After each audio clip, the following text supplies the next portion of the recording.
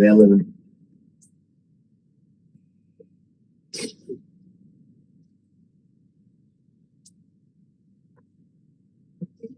Agora eu posso começar a aula, né?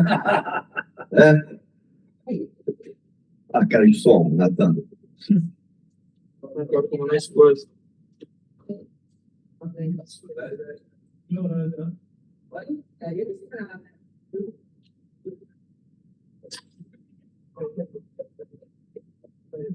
Vamos lá, gente, começar? Contempla. Hoje é tema é bom, é forte. Né? A gente tentar tirar uma foto disso aí antes do está. Já fui entender? Talvez eu escreva mais depois, durante a aula. Ai, gente, será que conseguiu? Zoom. A luz atrapalha para fazer. Vou tentar, né? Eu vou falar alguma coisa.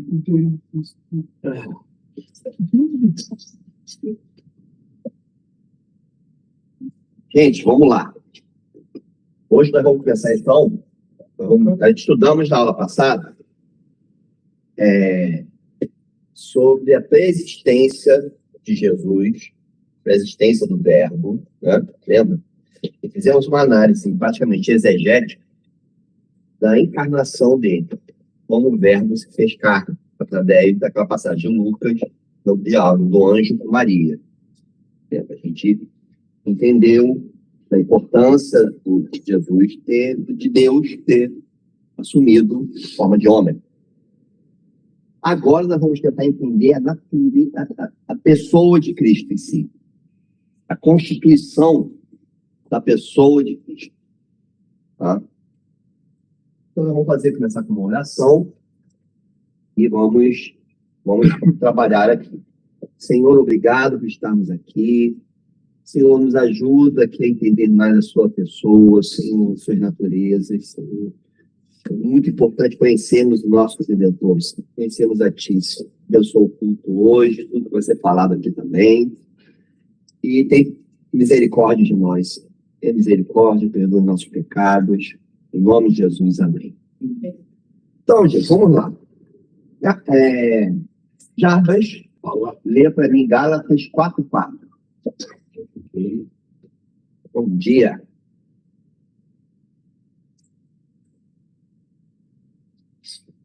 Isso aqui é muito legal. Entender a singularidade de Jesus. Gálatas 4:4. 4:4. Abri aqui.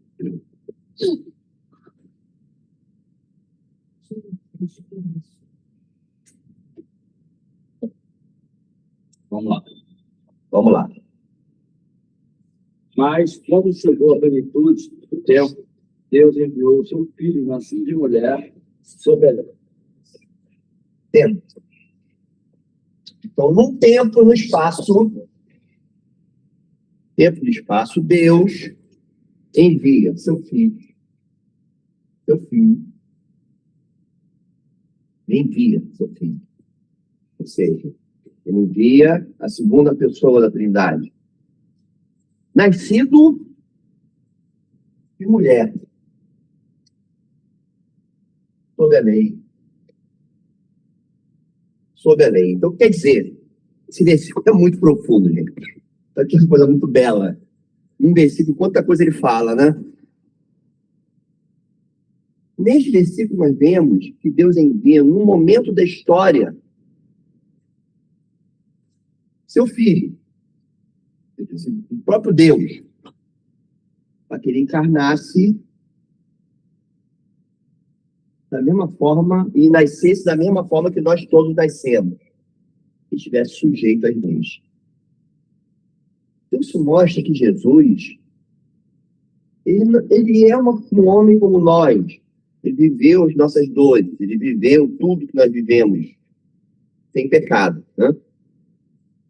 Porém, a pessoa de Cristo, pessoa dele é singular. Porque a pessoa de Cristo, o fato de ele ter vindo num momento do tempo, um momento da história, ter nascido, mostra que ele é uma pessoa. Ele é uma pessoa. Tá? Só que é uma pessoa com duas naturezas. Ele é Deus, enviado, enviou seu filho, e ao mesmo tempo possui uma segunda natureza. É homem. Ele é Deus e ele é homem. Duas naturezas que não se misturam e não se separam. E que constituem uma pessoa. Isso é muito difícil de a gente entender, então é um mistério. Tá? Eu, Manuel, tenho uma natureza. Sou uma pessoa, nasci, dia 2 de julho de 1971. Manuel nasceu. A pessoa passou a existir. Mas Manuel só tem uma natureza, sou homem. Jesus nasceu como homem, né? Ele já existia como Deus, mas a partir de um momento da história, ele resolveu, ele aceitou adquirir a natureza humana. Ele aceitou se rebaixar, né? Aceitou ser servo, aceitou adquirir uma segunda natureza, encarnar, ter carne, ter corpo, ter uma alma como a nossa. Aceitou isso. Então, a partir daquele momento da história, vinha toda uma eternidade, um momento na plenitude dos tempos. Por que a plenitude dos tempos? Que é o momento divisor de águas da existência do mundo, né? Naquele momento ele encarna. E aí, nesse momento, surge a pessoa de Cristo, de Jesus. Ele só é Jesus a partir desse momento que ele nasce. Antes disso, ele era o Filho, a segunda pessoa da Trindade. Certo? Vocês entendem isso aí? Entendem? E passa não só ser Deus, mas ser homem também. Isso gerou uma confusão na história da igreja. Talvez seja tenha sido essa doutrina aqui de Cristo a fonte das maiores heresias. Que existiam pessoas que achavam, não, ele não era Deus, ele era um homem iluminado. Inclusive, muitas religiões acreditam nisso. Ele era um profeta, ele era um homem iluminado. Existiam outros que achavam, não, ele não era homem, ele era um espírito que vagava, como Deus. Existiam outros, por exemplo, Nestório, o nestorianismo, que tinha hora que ele era homem, tinha hora que ele era Deus. Tinha hora que ele era homem, tinha hora que ele era Deus. Ele não tinha isso, não havia união dessas naturezas, entendeu? Então, vamos lá. Como Deus, ele tem atributos. Nas Escrituras nós podemos ver esses atributos dele como Deus. Por exemplo, ele era onisciente. Ele sabia o que passava no coração das pessoas, ele sabia todas as coisas. Mas, ao mesmo tempo, ele também tinha limitações de conhecimento. Ele não sabia, por exemplo, tem uma passagem em João, que ele não sabia o momento da sua segunda volta, só o Pai que afirma isso. Ao mesmo tempo que ele é onisciente, ele tinha limitações da encarnação. Ao mesmo tempo que ele era mutável como homem, ele também era imutável como Deus. Ao mesmo tempo que ele era imortal como Deus, como homem mortal. Ao mesmo tempo. Então, preste atenção. Todos os atributos de homem ele teve, todos, como nós temos, igual nós. Todos os atributos divinos, ele também tem, quando nós estudamos. Os comunicáveis e os incomunicáveis. Tá? E como isso se organizou dentro da pessoa de Cristo é muito difícil entender. É muito difícil você entender isso. Acho que isso aí ultrapassa um pouco a nossa capacidade, tá? Entender a pessoa de Cristo nesse inteirinho. Agora,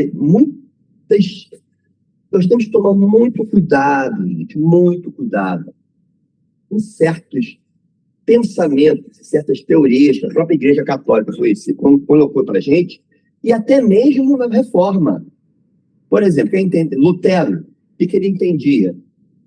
Lutero entendia os atributos divinos influenciavam os atributos de humanidade dele.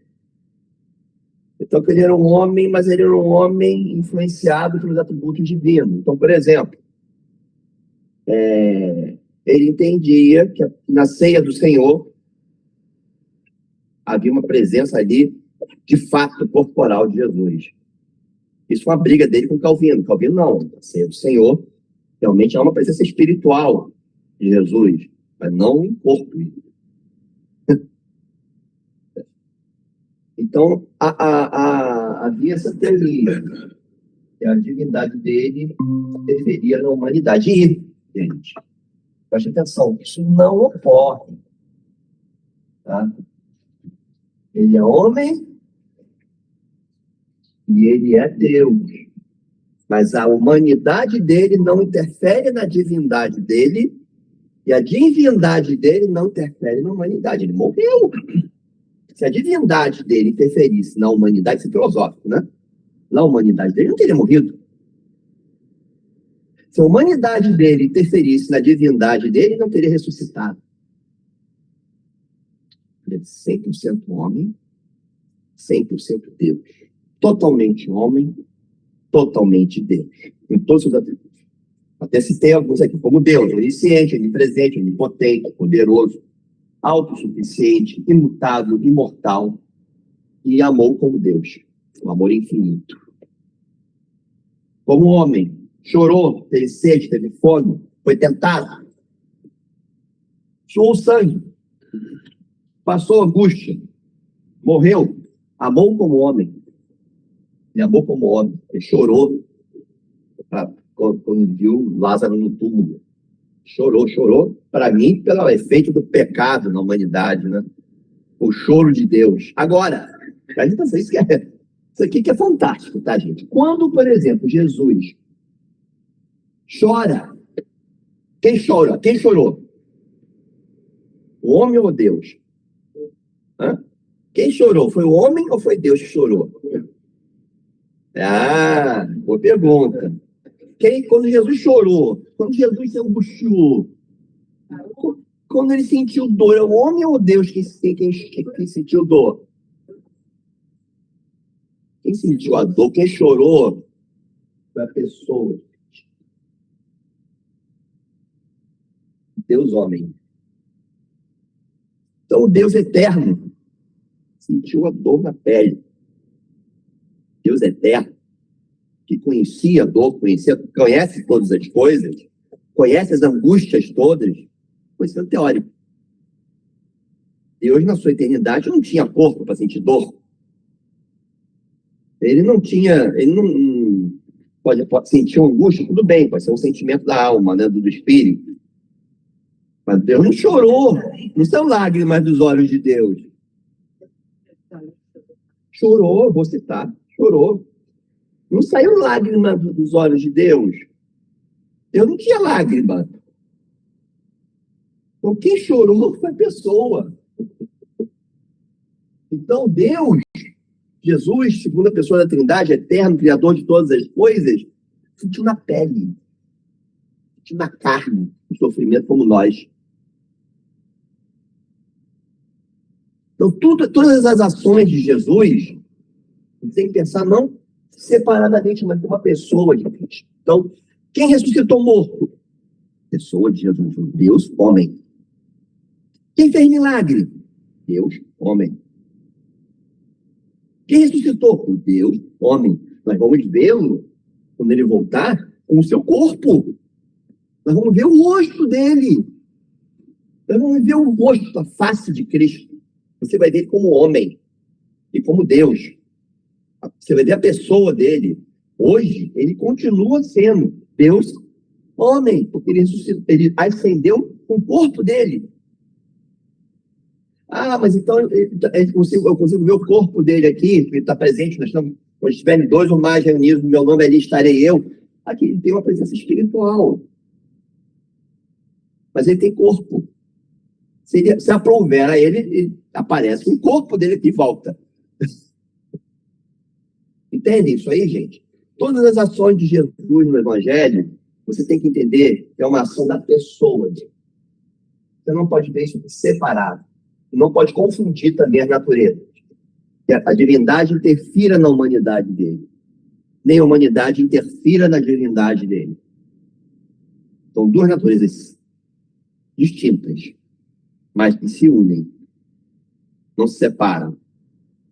Entende isso aqui? Deu para entender minimamente? Né? Lê aí, Natan.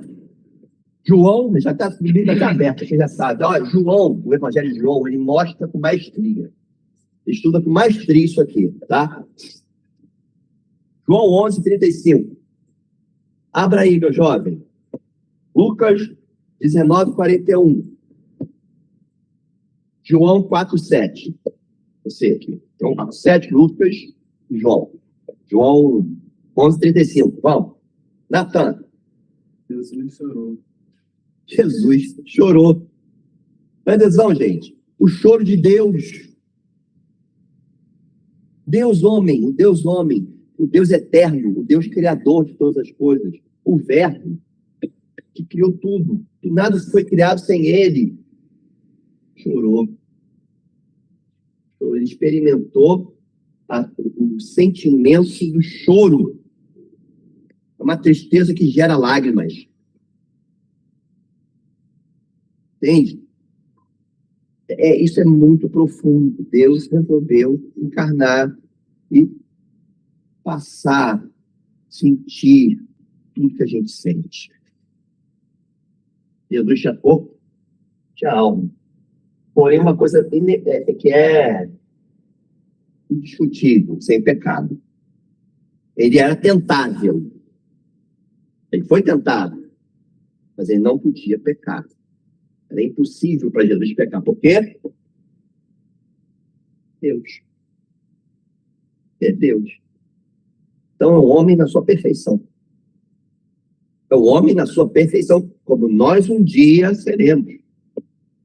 Nós um dia seremos homens, não teremos a natureza divina, mas nós não vamos poder pecar.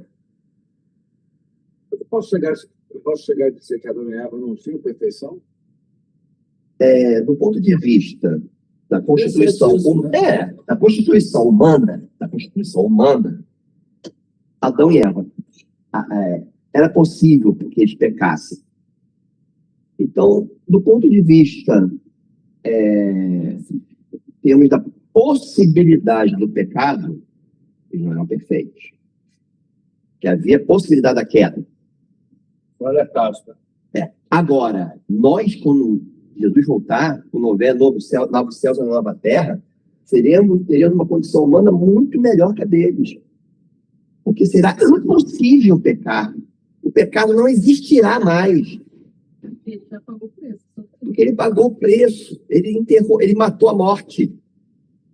Ele pagou o preço. Então, através da graça de Deus, que a gente vai viver pela graça dele, o pecado não vai mais existir. Então você imagina, nós vamos viver sem pecado, gente. Não vai ter morte, não vai ter doença, não vai ter guerra, não vai ter faixa de Gaza, não vai ter crianças palestinas morrendo, não vai ter gente, Hamas sequestrando pessoas.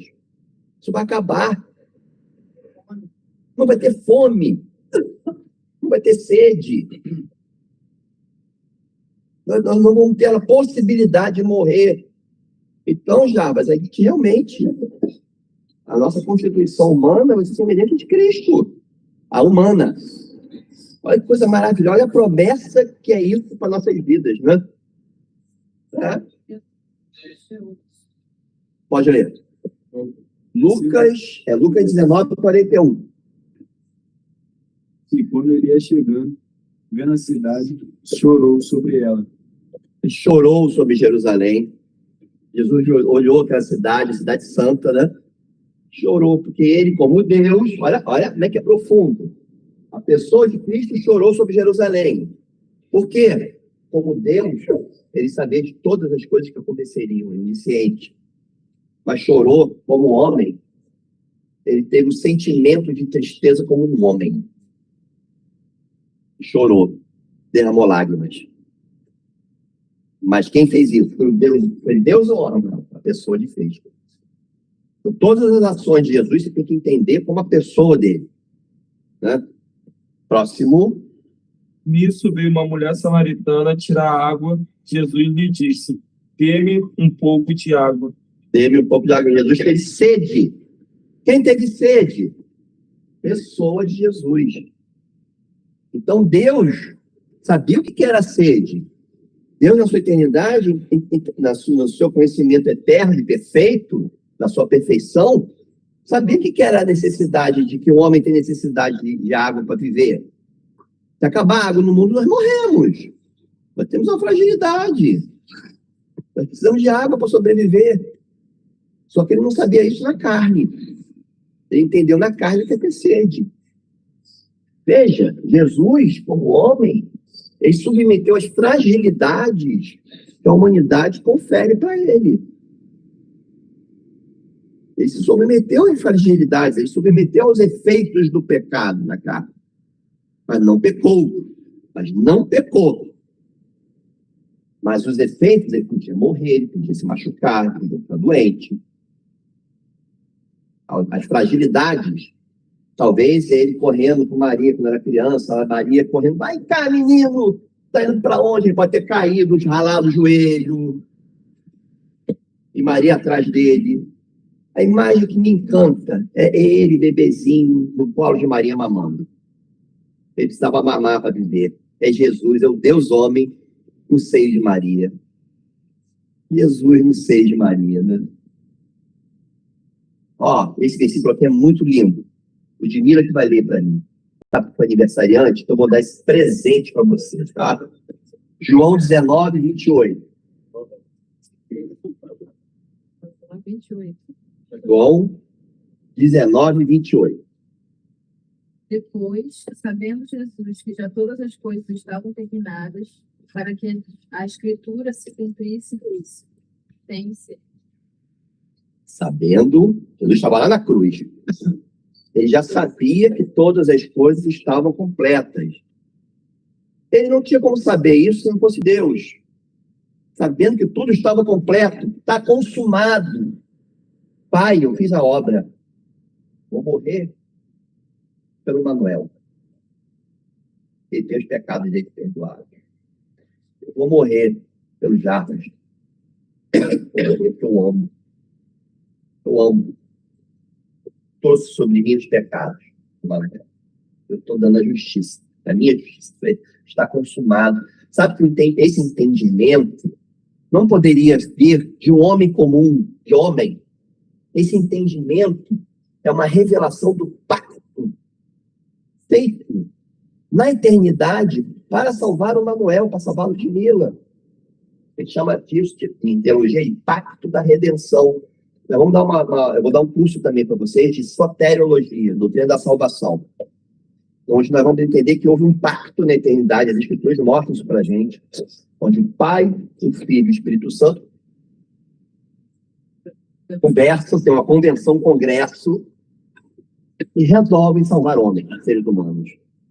Então, o pai escolhe quem ele quer salvar, o filho aceita vir encarnar para morrer por aquelas pessoas, como sacrifício por aquelas pessoas, e o Espírito Santo, ele aplica isso nos nossos corações.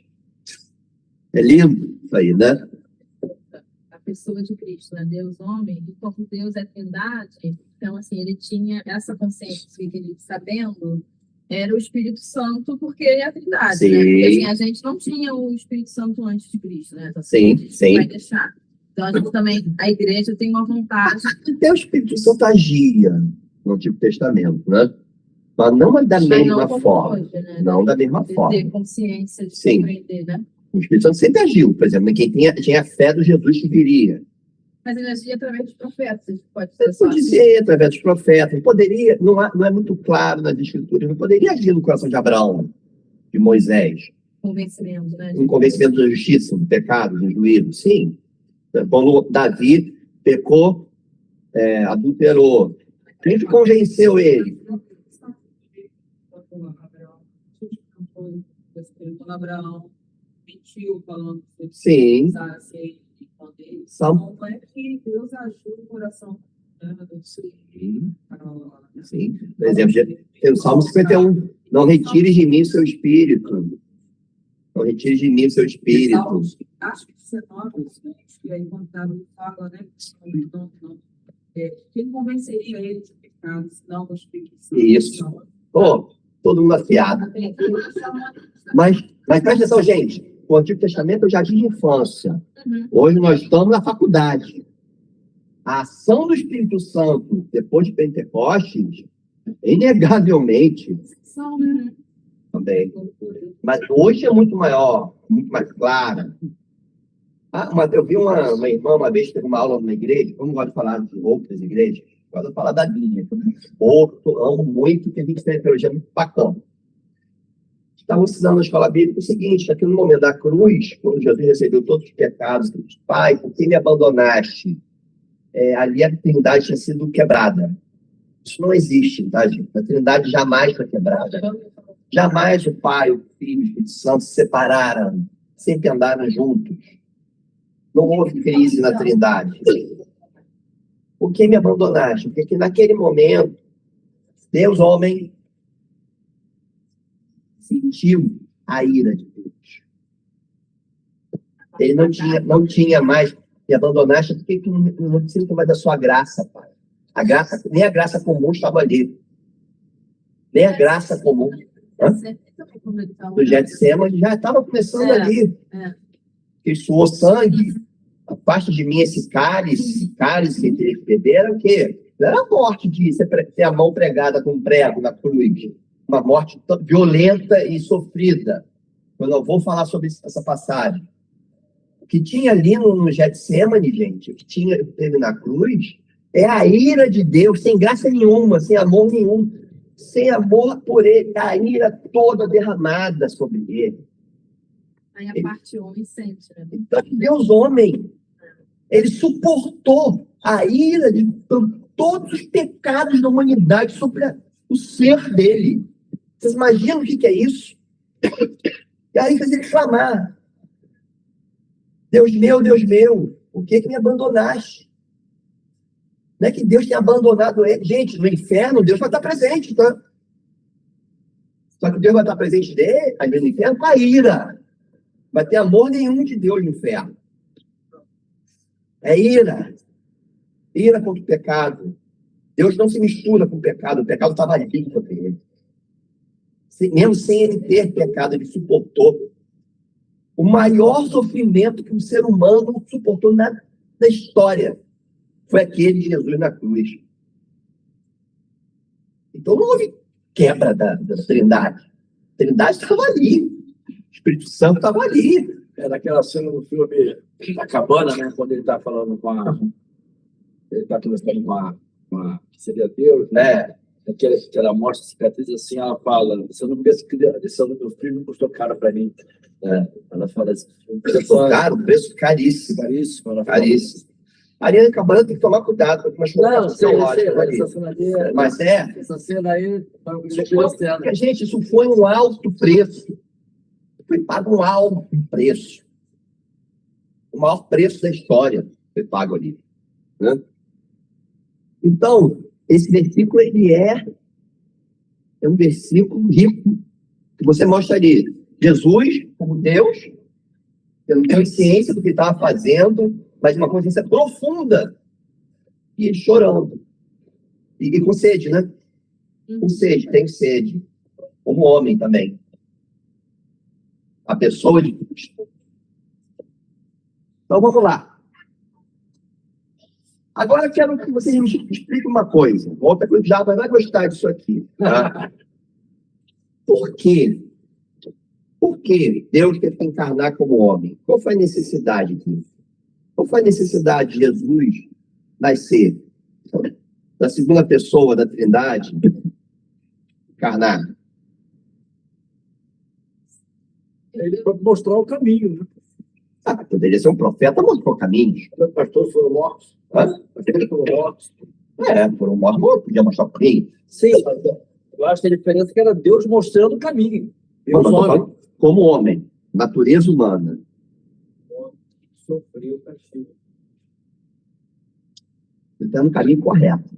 Por que um homem tinha que sofrer um castigo? Porque pelo homem foi pensado, pelo homem ser pecado. Ah, que orgulho. Vocês estão aprendendo teologia, hein?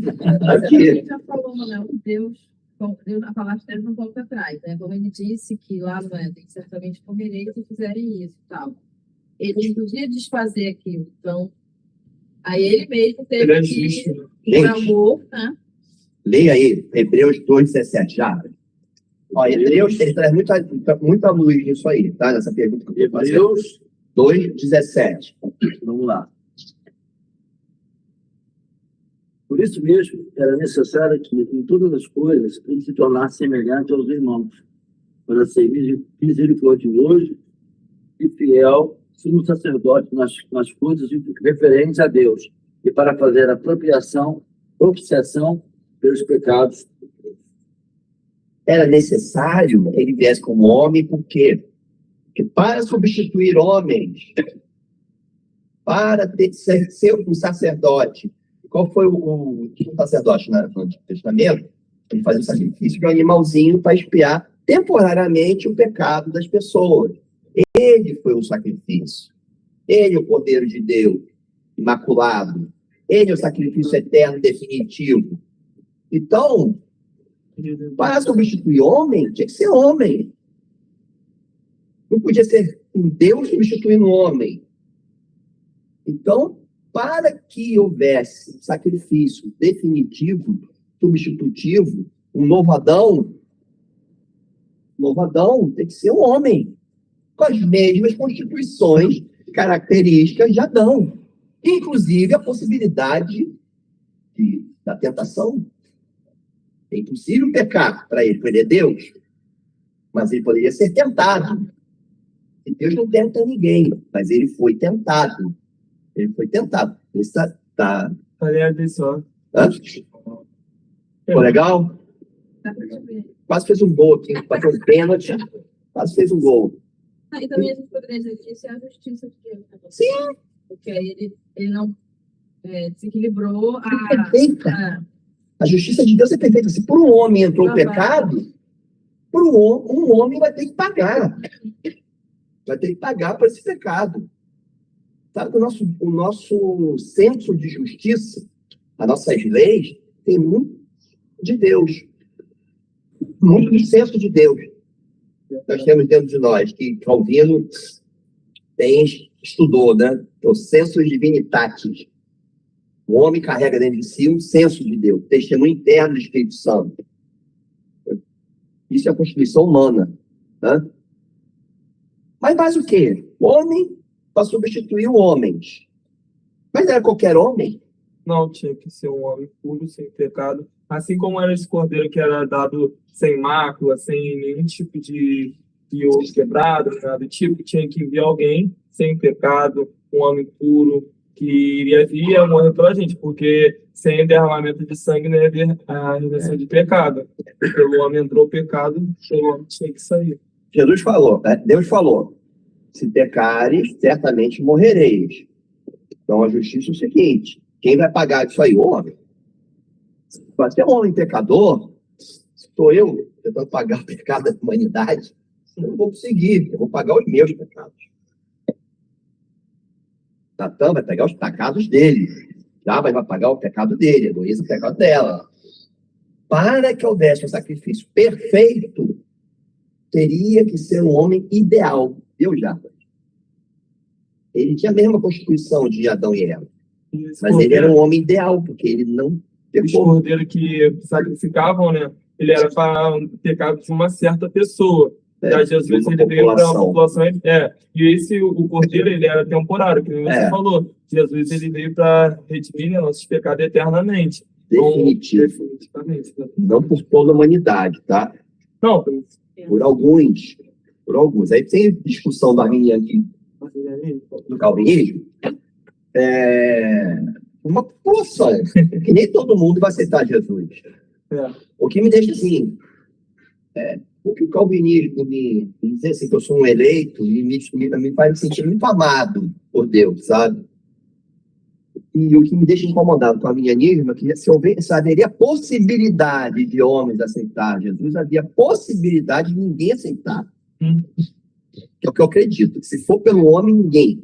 Se não houver a ação do Espírito Santo antes. Né? Aí a morte dele seria em vão, né? Então ele morreu por alguns seres humanos. Se são aqueles que escolheram, se houve eleição, outro tema de discussão nossa, vamos ter aula disso aí.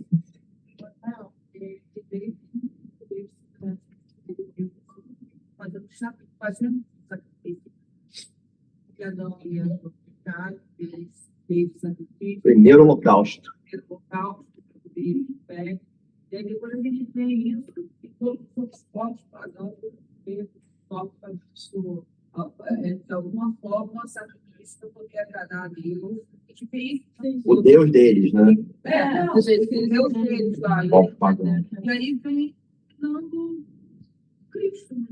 Presta atenção, o diabo, É o contrário ali, é dando filho deles. Satanás quer ser Deus. Então ele quer sacrifícios para ele. Então, em algumas religiões, com todo respeito para quem crê, né? Mas em algumas religiões, em alguns povos pagãos, você fazia sacrifício para aqueles deuses, né? Deuses, né? E até Deus, né? Deus é o Deus e o homem, Deus morrendo por ele. Nenhum. É o Deus que querendo o sacrifício. Isto não é Deus encarnando e se oferecendo ele mesmo por sacrifício por aquelas pessoas que ele amou desde a eternidade. É um amor muito grande, gente. Não existe religião, budismo, espiritismo. É muito amor. É muito amor. É um amor incomparável. Né? Deus amou o mundo de tal maneira, né? Deus amou o mundo de tal maneira que todo aquele que nele crê não pereça, mas tenha a vida eterna. Ele deu seu filho que encarga e se destitui pecador. Olha, isso não tem nada igual. É se apaixonar, né? Aquela parte favorável do Isaac, que é, né, o exemplo, é a ilustração perfeita. Abraão com Isaac. Sabe onde eu me vejo ali? Eu me vejo como Isaac. E quem está morrendo imolado sou eu, você. Sim. Só que Deus foi para não mata Isaac. Sim. Mas então, que será? Acho que O sacrifício. falar da Trindade, Deus, né, tinha que jogar sua ira e Cristo diz, eu pode falar essas. Deus tinha que jogar sua ira aí? Cristo que fala que vai no lugar, será que a gente pode fazer isso? Pode. Porque O pacto da redenção é isso. Deus escolhe salvar pecadores, determina para Cristo que ele virá à Terra, vai encarnar. Naquela época não era Cristo ainda. Sim. Era o Filho. Fala para o Filho, a segunda pessoa, você vai encarnar no momento da história, você vai morrer por pecadores, vai ser o sacrifício deles. Então, o pecado vai ser condenado na carne. Tá? E o Espírito Santo aplica para nós. Isso não é que Deus esteja acima de Jesus como Deus, nem Deus e Jesus acima do Espírito Santo. Ontologicamente, eles são Deus da mesma forma, no mesmo poder, na mesma intensidade, na mesma eternidade, tudo. Agora, a economia da Trindade tem funções. Não, de forma nenhuma, vai depreciar cada função. Entendeu? Existem funções. Porque Deus é um Deus de ordem. Né? Então, gente, tinha que ser um homem ideal. Entenderam isso aí? Agora, ele tinha que ser um homem tentável, como nós, mas sem a possibilidade de pecar. É impossível Jesus pecar. Ele não poderia pecar. O pecado não poderia estar na carne dele. Ele poderia sofrer as consequências, as limitações do pecado. Ele poderia morrer, mas ele não poderia pecar. De Hebreus 4:15.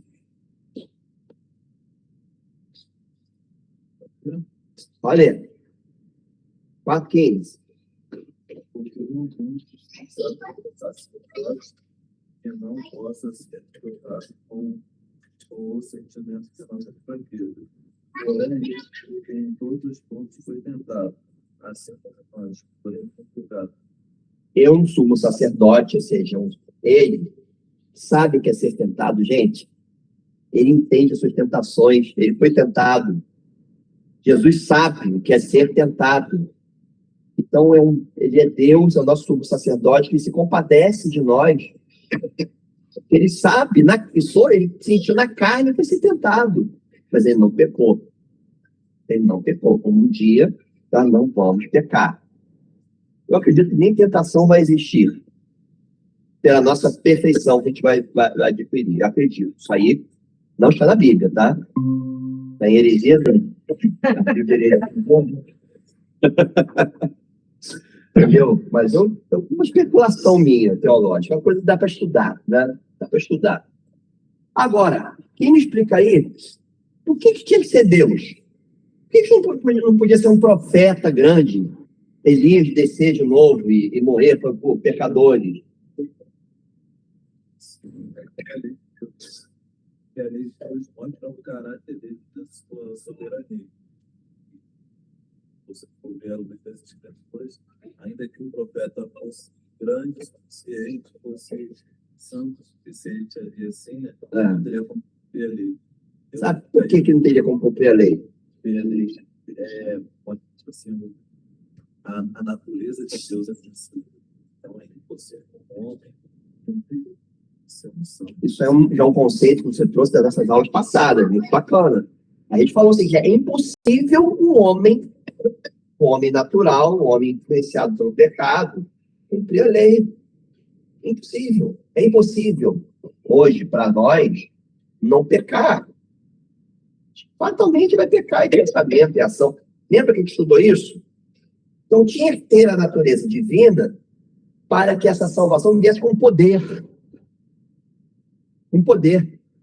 Porque seria impossível um homem morrer por todos os pecados da humanidade. Ele não aguentaria essa ira toda de Deus sobre si. Nenhum de nós aguentaria. Mas por ser um homem poderoso, o Salvador, Jesus era poderoso. Por ser um poderoso Salvador, ele aguentou. Então tinha que haver poder. Tinha que haver poder divino para que ele pudesse exercer esse trabalho. João 17:2. Quem lê?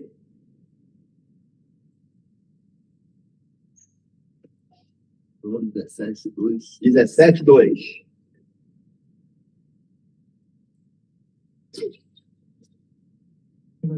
Pode ler. Assim como lhe deste autoridade sobre a terra à humanidade, a fim de que ela conceda a vida eterna a todos os que lhes deste. Todos que lhe deste. Podem, né? Na oração de Jesus. A todos aqueles que lhe deste, né? Deus deu a tarefa. Deus Pai deu a tarefa para Deus Filho, aqueles que me deste, né? Não foi para a humanidade toda. Mas para que pudesse exercer um poder, essa salvação, ele teria que ser Deus. Um homem comum não conseguiria. Tinha que ser um poderoso Messias, poderoso Salvador. Segunda necessidade, o valor do sacrifício de Jesus. Lembra, você gostou muito dessa parte do Antigo Testamento, que os sacrifícios eram temporários, né? Era um cordeirinho, tinha que ser sem mácula, né? Naquele momento ali. O sacrifício de Jesus tinha que ser eterno. Eterno. Para que pudesse ser infinito, valor infinito, só se ele fosse Deus. Tem que ter o poder divino, o power divino. Para que pudesse ser infinito. Mateus 1:21.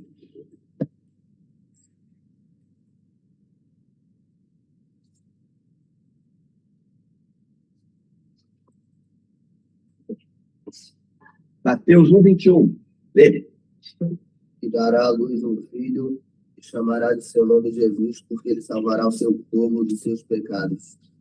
O nome de Jesus que salvará o seu povo dos seus pecados. O seu povo, o povo específico, dos seus pecados. Tinha que ser teu. Sacrifício, o homem substituto, não podia ser qualquer homem.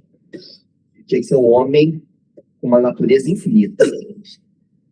Divina, infinita. O sacrifício é infinito, a natureza tinha que ser infinita, entendeu? E para suportar a ira divina, né, gente?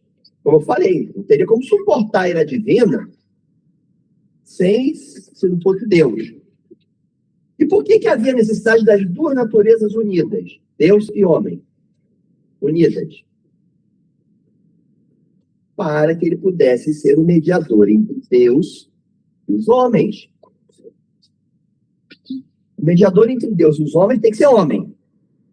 Mas o mediador entre Deus e os homens tem que ser Deus. Você tem mediação na justiça, não tem que ter conhecimento jurídico, tem que ser a pessoa. Mediação entre Deus e os homens tem que ser um homem, tem que ser Deus. Para haver mediação. Porque existe apenas um mediador entre Deus e os homens, Jesus Cristo, homem. Então tem que haver a união. Tá? E também é o propósito original do governo da criação. Jesus vai governar toda a criação. Ele vai exercer ele já exerceu todos os mandatos, e quando ele voltar, o mundo vai estar sob o seu governo. Para estar sob o seu governo, para governar homens, ele vai ser homem. Mas também será Deus, que a justiça que ele vai implementar na terra é uma justiça da bondade e do amor divino. Então não vai haver mais pecado. Então Deus resgatará o propósito original de criação. Só que de uma forma perfeita. Não vai haver mais pecado de forma nenhuma. Então por que Jesus, Deus deixou o homem cair? Por que ele fez isso de uma vez?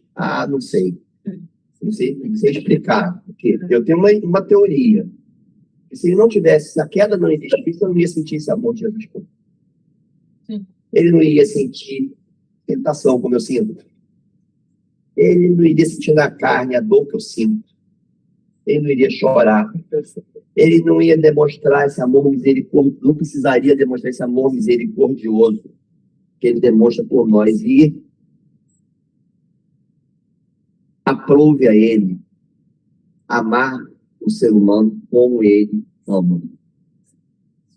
Vamos orar, gente, para ir pro culto, né? Na próxima aula, nós vamos falar sobre os ofícios de Cristo. Nós vamos falar dos trabalhos, dos ofícios dele, como homem Deus homem, rei, profeta, sacerdote. E como isso deve ser replicado na nossa vida. Deus. Isso é bem legal. Senhor Deus, muito obrigado pela aula, Senhor. Senhor Jesus, obrigado, Senhor, por todo o sacrifício que tu fizeste por nós lá na cruz, Senhor. Obrigado por todas as coisas. Que o teu amor é lindo, o teu amor é justo, o teu amor é a melhor coisa que nós temos nas vidas. Abençoa o culto agora, que vai ser tudo que vai ser falado, tudo que vai ser pregado, Senhor. Que entre no nosso coração, Senhor. É o que te pedimos no nome de Jesus. Amém. Amém. Com bastante gente, estou gostando de ver.